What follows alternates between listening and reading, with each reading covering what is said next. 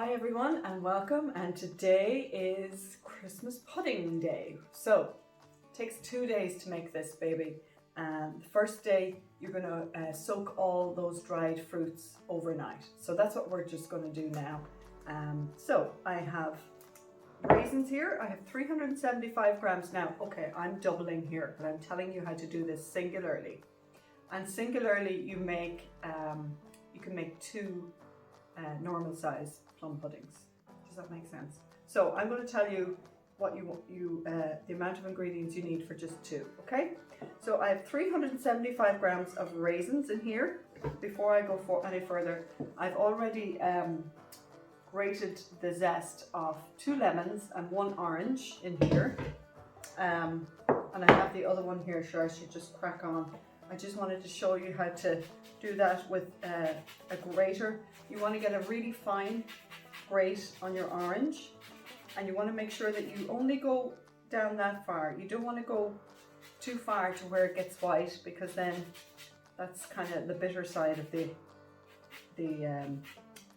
orange, and we don't want that in our plum pudding.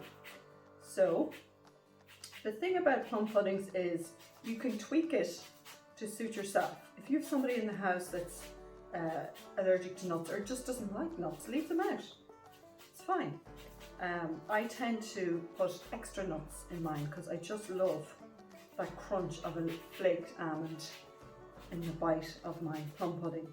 I tend to put nearly 3 times as much cherries as most recipes recommend, because I love biting into a piece of boozy cherry. Is that really bad? But I just love that brandy flavoured cherry.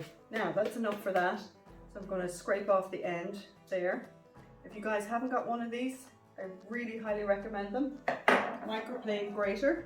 And then I'm just going to squeeze the juice out of the orange as well, which is kind of hard to do when you've already taken the zest off.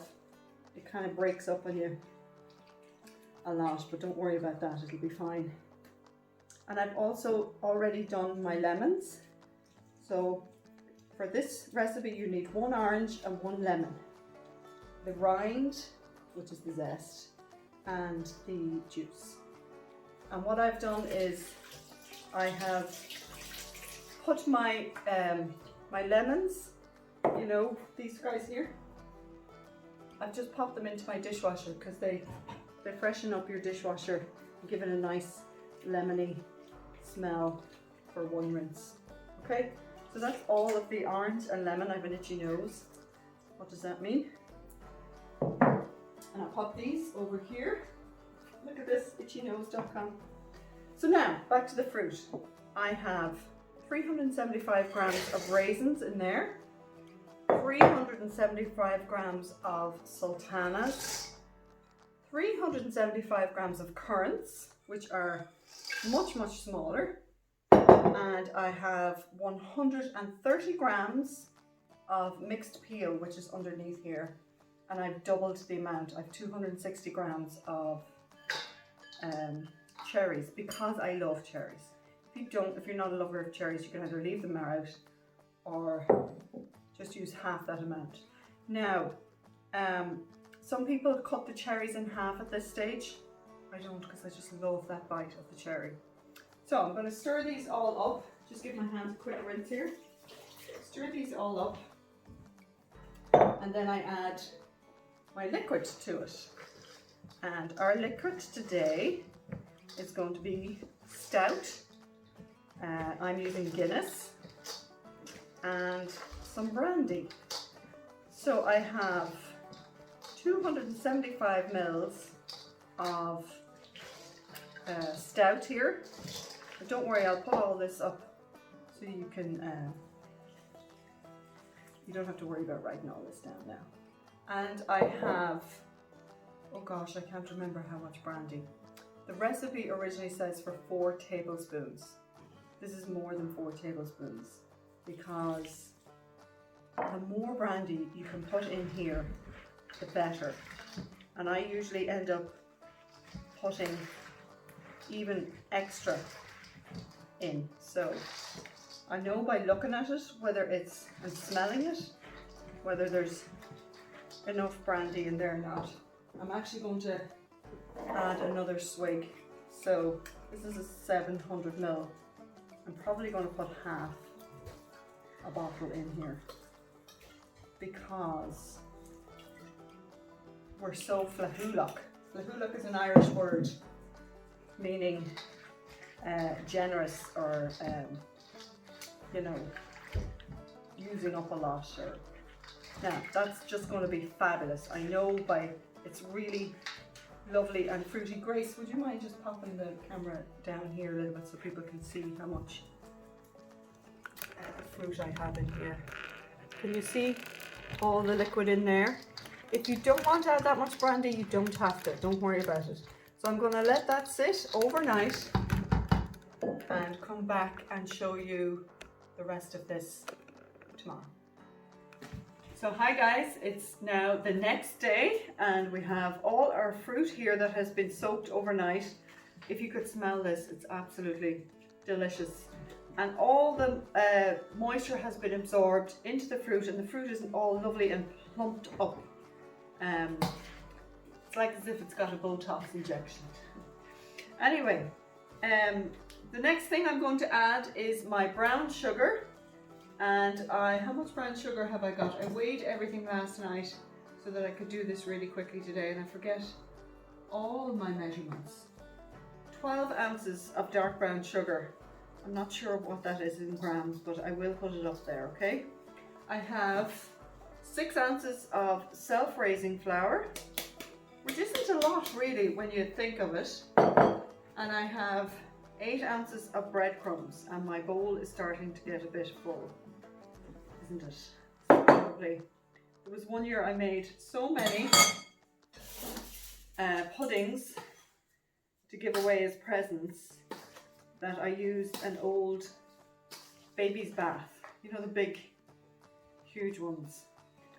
So I don't really do that as much anymore because it's expensive. It's an expensive present to be making puddings for people, but you will never taste anything like a homemade pudding as opposed to the ones you buy in the shops. So I'm just trying to incorporate the breadcrumbs in here, otherwise we're going to end up with a bit of a mess. Did you know that today is Stir Up Sunday? So it is the last Sunday before Advent, before Christmas season. And traditionally, all the work was done in the kitchen before then, so that you could really enter into the spirit of Christmas. I really personally like that idea. So this was traditionally the day that all puddings and Christmas cakes were made, and mince pies. So it is known as Stir Up Sunday. And it makes sense because all of these things actually, what's the word, increase in their flavor. What's that word? I don't know what the word is, but they enhance, their flavors enhanced with time. So I have 3 eggs in here that I have just beaten together. Now, if you think that looks like more than 3 eggs, it's because I'm doubling everything here, but I'm only telling you how much you need. And I have 8 ounces of melted butter in here. Is that right? Can never see when I'm looking over here. Well, I'll put it up there anyway, just to be sure. Yeah, it's 8 ounces. And then I have my spices and my nuts to add. And in here I have 1 teaspoon of mixed spice, 1 teaspoon of ground cinnamon, and a half a teaspoon of ground nutmeg. If you have fresh nutmegs, I would always recommend you grate your fresh nutmegs because they're always better. And the last ingredient is nuts. If you have nut allergy people in your house, you don't have to use the nuts. I have actually put twice the amount of nuts that the recipe calls for because I love a lovely crunch of nuts in my pie, my pudding. So I have 4 ounces, is it? 4 ounces of chopped nuts and 4 ounces of flaked almonds. So I've chopped almonds, you know, the little almond bits, and then the flaked almonds. And if you want to, you can double that or just leave them out, okay? So I am going to stir all this together, and this is the point where you get all the family to come and stir the bowl. And that's the tradition of pudding making, that each person in the family gets to stir it a little bit. So I'll get them all to stir and I'll come back. So it's all stirred up together now, and there's a few people who want to come and stir it on camera, and then there's those who just didn't want to. So Maria's going to give it a little stir because it's part of our family tradition each year that everybody just gives it 1 or 2 stirs. That's great. Thank you. And Liam's going to give it a go. Liam and Maria are painting today, aren't you? Hello, yes, we are. Well done. Thanks for that. Now, that's it. That's all you need. It's just a little tradition of people stirring. Now, this is lovely and moist, as you can see here. Can you bring that a little bit closer, Maria? And you want it to be nice and moist, but I actually ended up having to add more Guinness to this, or stout, because it was just a little bit dry because I have extra almonds in there and extra cherries. So if you feel that it's not nice and moist like that, just add a little bit more Guinness to it, okay? Next step is your bowl, okay? So this is the bowl that I'm going to be using to make the pudding. So I just have a little end piece of the butter, wrapping of the butter, and I'm just going to grease the outside of the bowl, or inside of the bowl, because you want it not to stick to the bowl for whenever it's coming out, okay? So I've really liberally done that.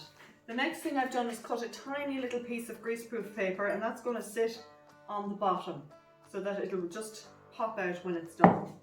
And then you just fill it up, making sure that you push it well down in.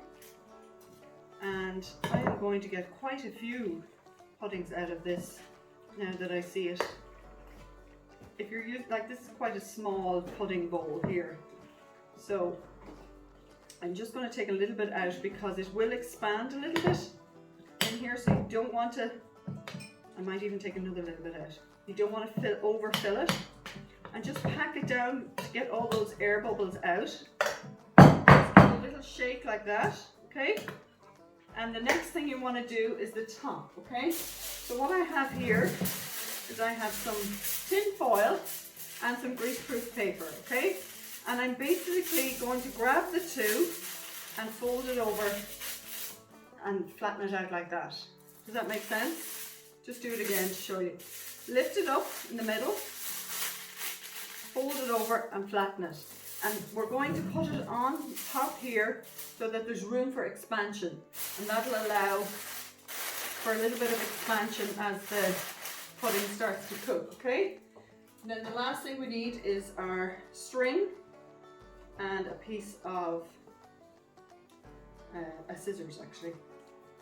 And I'm going to tie this around, which I always find difficult to do. I usually have to get a little helper to come and help me. You want to get it good and tight so that it doesn't slip off. Just tie it in the loop like that.